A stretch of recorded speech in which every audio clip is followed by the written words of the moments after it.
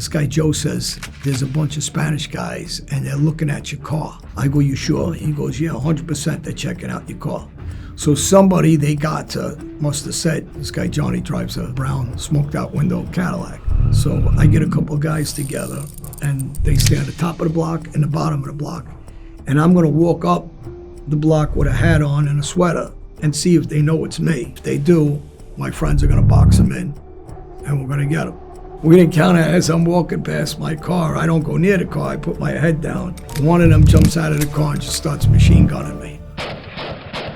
When you hear those shots firing off, I mean, you're not turning around, but you're putting it, it's just instinct. Not that it's gonna do anything for you. You're running, you're ducking, you're trying to weave a little, and you got your hand over your head.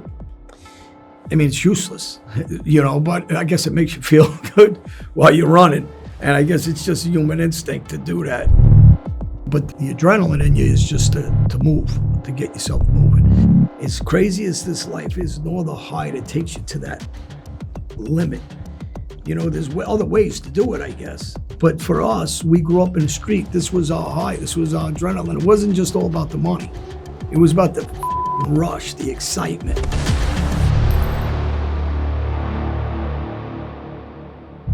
Hey everybody, I'm John Alite, ex-Gambino enforcer. I used to get a thrill out of drug dealing, drug trafficking, drug heists, drug robberies, anything related to the street and drugs.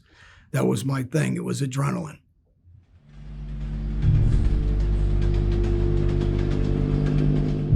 I was about 18 years old, and I just got in the drug business. When you first get in, you're low level and you're selling, ounces and grams. And my father went under my bed and he found guns and drugs. My father sent me out to California in the Aqua Dulce area, and I'm still got gangster in me. I want to be a gangster. I'm 19 years old. I'm fighting everywhere I go. And a couple of the girls that I went to school with tell me there's a big party in the canyons. But I never been to a California canyon party. I didn't know how it was. It was actually about 300 or 400 people. And everybody's getting high. And, back then they were doing mescaline and, drinking. And the guy has a satchel of money and he's selling coke. He's selling half grams and grams. So I go over to him and I said to him, you got an 8-ball? And he goes, yeah. And he starts to take out little rolled up plastic of an 8-ball. And I says, is that an 8-ball? He goes, yeah. I go, how much? And he looks down to say something and I hit him and I knock him out. And I start beating him up a little bit and I rob him. I take all his coke, I take his cash. I got maybe, I don't know, $4,000 or $5,000. It was not really a lot, but I took it and we leave. And I call my girlfriend who was in New York at the time. I said, I'm gonna come back to New York. She goes, what are you gonna do in New York? I said, I'm gonna start drug business again. And I start buying coke from a little bit of the money I stole in California. And wherever else I got put some nickels and pennies together and I started the drug business again. I started saying to myself, okay, I gotta get big here. How am I gonna get big? And I start finding guys I can buy from that I can rob. So I'm going through friends that have connections and then I'm robbing their guys. And I get one of my partners and I say to him, you wanna move with me? Let's buy a half a key each or buy a kilo. And we started buying kilos. And we get involved obviously in bigger level and we start figuring ways to do scores. And I'm involved with the Gambino family at this point. We're starting to take over locations. So if you're at a local bar and I know you're dealing drugs, I come see you. And if I can think that their price is better than ours, I say, all right, give me your connection. You work for me, but we'll buy from your guy. And I'm starting from one bar to another bar. And we start developing a big drug business in Queens. It goes from one bar to probably, 50, 60 bars. And we start taking over the drug business. And in the meantime, we start setting up drug dealers for bigger amounts. 2 keys, 3 keys, 4 keys, to 1,000 pounds of weed and keys, to whatever I can get a score on. Eventually, we get some Colombians through a connection we have. My friend says they own this apartment down in South Ozone Park. I says, can you get me to them? Because I'm gonna rob them. He goes, "You fucking kidding me? You're gonna rob me?" He says, "What are you gonna rob him?" I said, "What are you worried about what I'm gonna do?" I said, "I'm gonna rob him. Just insulate yourself so you don't get yourself in there. Just go through a couple of guys to him." I set it up, and I think we were gonna buy 2, 3, or 4 keys, something like that. And back in those days, the kilo were going in their 40s, 42,000, 45,000. And we buy counterfeit money from a guy, Carlo, from Queens. He's got counterfeit hundreds. We're not trying to pay 20 or 30,000 in real bills. These guys don't speak good English. So I said, they might not know the difference with these hundreds. So we had some good hundreds and some of them were So we try to take the best ones we had and we mix it in with 20s and 10s. We fit in probably around 10,000, maybe tops 15,000 in real bills, but small. We put 10s in there, we put 20s in there, we put a couple 50s in there. Obviously, you can't put real hundreds or they would know the difference between the hundreds. And that was the biggest thing that we were worried about. Would they have hundreds on them, pull it out of their pocket and say, why are these different than these? So I go in, I had 2 guns on me, and I bring this guy Vinny with me. And so when you first walk in, it's dark. It's in the living room. Then there's a kitchen room where we were sitting, and then the guy was in the back bedroom. So there was 3 of them, I believe. So Vinny comes in with me. He's not my guy. He's a Gambino family guy. He's a big guy, but he's nervous as shit. He doesn't want to be there. He's not a killer. He's not that type of guy. He was a car thief, actually. He's walking back and forth, and he's pacing. So when he's pacing, I'm turning around at him and I'm like looking at him like I'm gonna kill you if you don't settle down and get control of your nerves, or we're gonna get killed in here. You know, I'm giving him the look. The guys talking back and forth to each other in Spanish. You could see he's questioning the money, and I didn't know what he was really questioning. And then he said something, he yelled at the guy from the back bedroom who comes back out. And in the middle, when the guy comes back out, the guy Vinny just walks out of the apartment on me. He says, "I got to go outside for a second." Whatever he said, why, I don't remember. It didn't matter. It unsettled the guys. And I go, this mother. So now I'm stuck there, you know, and I always had 2, 3 guns on me. I always had a revolver. I didn't like 9mm. I didn't like automatic guns because it jammed on me once before, so I couldn't stand them. On my right side, I always had a 32 or 38, but I used to like to carry 32 short. I'm thinking to myself, I got 3 guys here. And the guy starts talking to me, questioning me, and then I start pressing him. "Come on, we're gonna take all day. Let's go, give me the stuff. Let me see your stuff." They're looking at me funny. You can tell they know something's wrong. I don't know if they're afraid and they don't wanna have something go off. We're shooting and back and forth, but eventually the deal gets done. I gotta walk out now with my back to them. I don't know these guys, what type of guys are they? The type of guys that just shoot me in the head from behind? Are they the type of guys that ain't really wild? I really didn't know. And at that time, I had a brown Caddy, 4-door with smoke windows. So afterwards, they know something's wrong. A couple hours later, they call a guy that calls the guy that calls the guy Tommy, the one that set it up for me. And Tommy says to me, "Where are you?" I says, "I'm around why?" He says, "Hey, these guys know that the money was fake." I go, "Well, I figured eventually they're gonna know the fucking money's fake." I says, "Are you sure they don't know where you live?" Now, he lives a couple blocks from me. So he goes, "No, they don't know where I live." So I go to a club that I have with Gotti's son. And this guy Joe says, "There's a bunch of Spanish guys and they're looking at your car." I go, "You sure?" He goes, "Yeah, 100% they're checking out your car." So somebody they got must have said, this guy Johnny drives a brown smoked out window Cadillac. So I get a couple of guys together and they stay on the top of the block and the bottom of the block. And I'm gonna walk up the block with a hat on and a sweater and see if they know it's me. If they do, my friends are gonna box them in and we're gonna get them.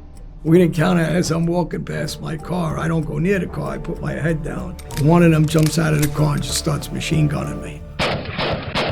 When you hear those shots firing off, I mean, you're not turning around, but it's just instinct. Not that it's gonna do anything for you. You're running, you're ducking, you're trying to weave a little, and you got your hand over your head. I mean, it's useless, you know, but I guess it makes you feel good while you're running. And I guess it's just human instinct to do that. But the adrenaline in you is just to move, to get yourself moving. I don't know if the guy just was scared and just shooting randomly. I don't know if he purposely shot up because he didn't want to shoot me. But anyway, they don't hit me, obviously. And I take off and I said, all right, we're gonna have to get these guys back now because they're gonna keep coming.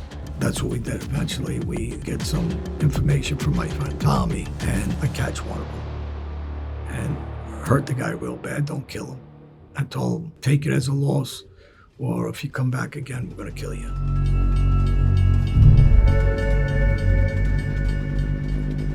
You know, when I get the phone call, somebody's looking for me. We're used to this. This is our life now. The first thing you do is, and you learn to do this, is don't talk about it.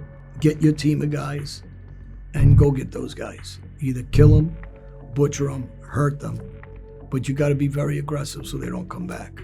You don't know who's gonna come look for you, who's trying to kill you. You're building up enemies as you go, and now you start understanding. Every time you make a move, it's no more kid stuff. Somewhere where someone's gonna punch you in the face, somebody's gonna baseball bat you. They're gonna kill you because they know if they don't, you're gonna kill them. Life started getting more serious now, and you gotta know what type of guys they are. Are they the type that you can hurt only, or are they the type you're gonna have to kill?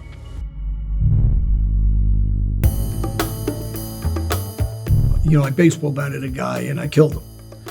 And guys came looking for me, so I ended up going to where they stay.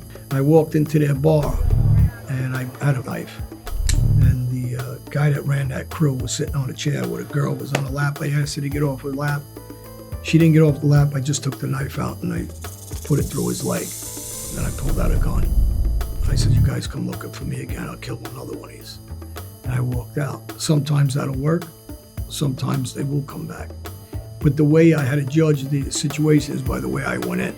They had their chance to be very aggressive when I come in by myself. And none of them wanted to risk their life as I did. The problem was, I was a little off. You know, you look back today and say, what the was I thinking? I didn't have 10 lives, but I thought like this. So when people sense that, and they know that what level you're gonna take it to, they don't take it to that level. You know, it's like playing cards. You're taking their bluff, or they're not gonna take it. But when they see I killed one guy, they see I'm stabbing the other guy, they must ask around about me. They're gonna say to themselves, okay, the guy's serious. Those are the ways you're gonna have to conquer whatever you're doing, because you're putting yourself in these dangerous situations. 3/4 of my friends are dead because of that. They put themselves in the same situations and misplayed their cards, and they got killed by guys that they misjudged.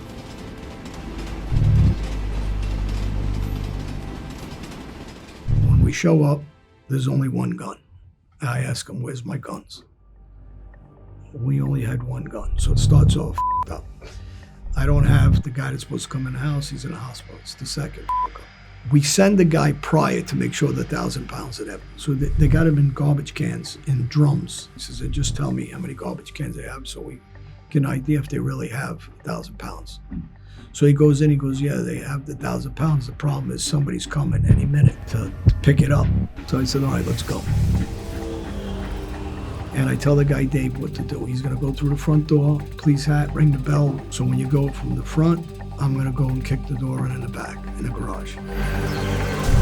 He comes in, he pulls the gun, I don't got a gun. There's a dog, and the dog's barking crazy, but he's not attacking. And there was a lady in the house taking care of a baby, so she was out of control. Dave was panicking, he wasn't controlling the room. And this is inexperienced. I know these guys, they all talk, you know, they have no business in the street, really, because they're faking. I mean, there's supposed to be consequences, honestly, for these guys. They're supposed to be killed for that. These are serious charges. When you're home invading like that, it's 25 to life. If somebody gets hurt, you're getting life. Doesn't matter what we're stealing. But if you get pinched in there, you're facing some serious charges. When I come through the garage, there's a staircase that's going up, and there's a big guy up there, and he pulls a shotgun. And I'm like, looking at him, like, get your together before we get killed here. I got a badge around my neck. And I said, put that down, please. He goes, you're no cop. And I'm like, I'm the police. Put that down. You're not a cop. But I keep walking towards him. And he sends a shell in. He loads it. And he's screaming, he's shaking, he's kind of panicking. But he knows I'm not a cop, but he ain't 100% sure. And here's where I know I got him. I said to him, if you fire that gun and you kill me, I says, you're going to jail, you're going to get death penalty. I go, you better guarantee I'm not a cop because your life's over after that. And I just keep walking up and I go, you see this bitch, put the gun down. Meanwhile, they're still downstairs in craziness. And he's scared, he's got the gun. And eventually I get the shotgun from the guy. He gets down, I zip tie him. And I said, you should have went with your instincts. And he goes, mother, and he starts threatening me. He said, I'll find you. I said, you don't gotta find me. I'm gonna tell you exactly who I am. And you know, I told him it was me. I said, if you look for me, I said, I'll kill you. After we finished, we take the stuff out. I'm steaming with Dave. And he gets in the car and I'm like, I'll never do nothing with you again. You know, I'm really mad. Coward, whatever.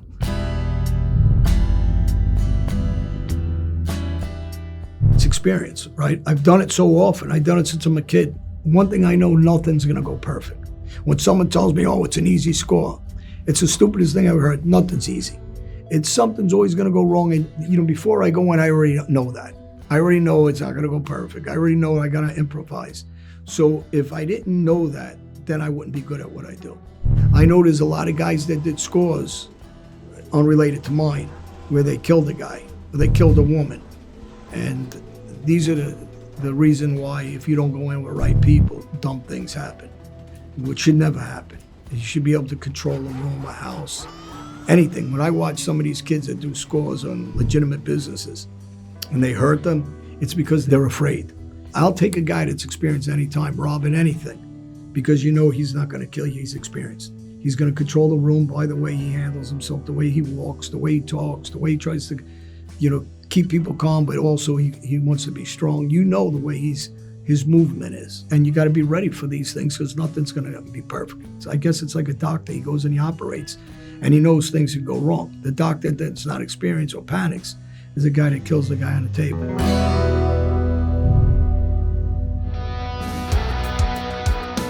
The reason why I love it is no other high. As crazy as this life is, no other high that takes you to that limit.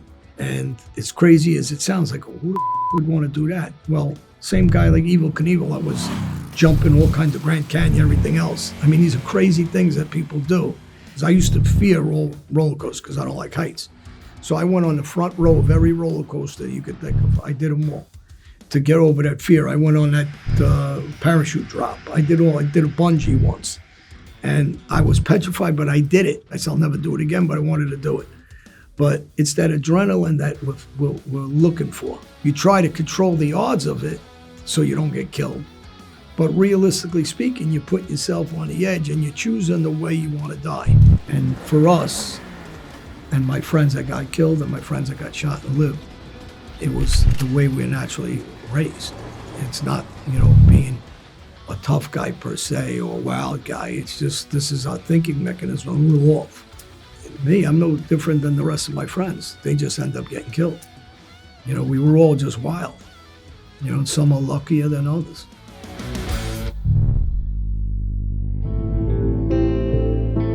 You robbed a lot of people, and you said, if you come after me, I'll kill you. If you had met your match, well, what is that like? Did you like walk around a certain way that you just get killed at any point? Yeah, I met my match plenty of times. And, you know, and my friend Greg, he's dead, he met his match. Frankie Burke, he met his match. Angelo Costelli, he met his match. Billy Streamer, he met his match. Mikey Merlo, he met his match.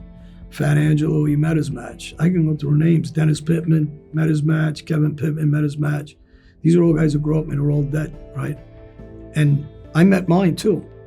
I'm just a little lucky on top of some of it because the difference between me and them, I know that 15, 14-year-old kid could kill me.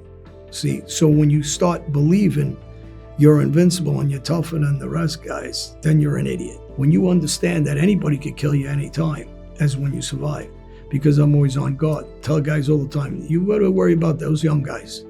Those young guys want to prove something. Those young guys want to kill guys, hurt guys, rob guys, make money. They want to make it.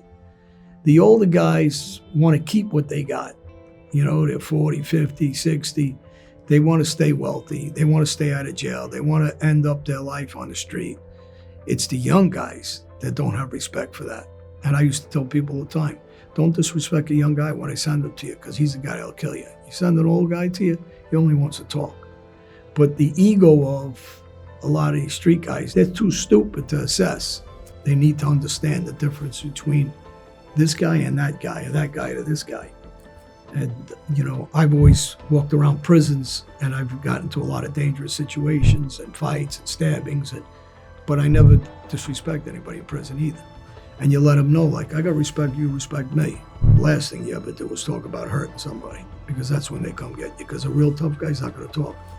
You're not going to know he's coming. He's just going to come. So, it's like the social media Rambos. They type away. Those aren't the guys that are going to try to hurt you, kill you. Those are the clowns. Those are the weak guys. Those are the cowards. That's why they're doing it. It's the guys that ain't on there that you better worry about, that you don't know who it is.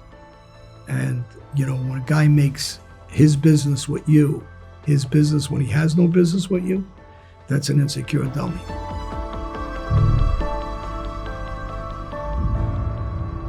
I don't want to be broke. I'm not going to be like my father. It's a terrible thing to say at the time I said it to him. As a kid, you say dumb things and you regret it. Obviously, I love my father, but I didn't want to end up like that. I wanted to be successful. And my idea, like a lot of young street kids, that's why I relate to them, is we don't know anything but that to get. Like, if I wish somebody taught me something different and went into politics or went into your own business or became a success story, opening up, delivering food with vans, and then bought a second van, a third van, a Stanley Steam. This wasn't open to me because I didn't know anything. Nobody's given me these options. So the option I knew was, all right, I could be a gangster. I can be good at that. I know I can be tough. I know I got beatings all over the place. I know I've been stabbed up. I've been shot. I've been piped. I'm good. I know I could possibly get killed. I watch all my friends get killed. But that's our reality. And that's the reality of most kids from the inner city. And this is why I'm a big inner city advocate, because I know what they know. We come from nothing and we're trying to get ahead. We're not trying to kill people. We're not trying to rob people. But we don't know any other way to get there. And it's unfortunate that there's not more advocacy for that. The exposure. And it's very important to me to expose these kids to a different type of life. And now I look at it different. I just look at it like, if I kill you, it's like killing myself. You're just another dummy that don't know I'll kill you because you talk like an idiot. But I've done it. I'm doing all this shooting. I'm doing all this stabbing. I'm doing all this batting. To you, it's a bullshit story, maybe. I don't know. Maybe you're too stupid. But anybody that's a street guy, they can tell, like I said, we can all read through who's full of shit, who isn't.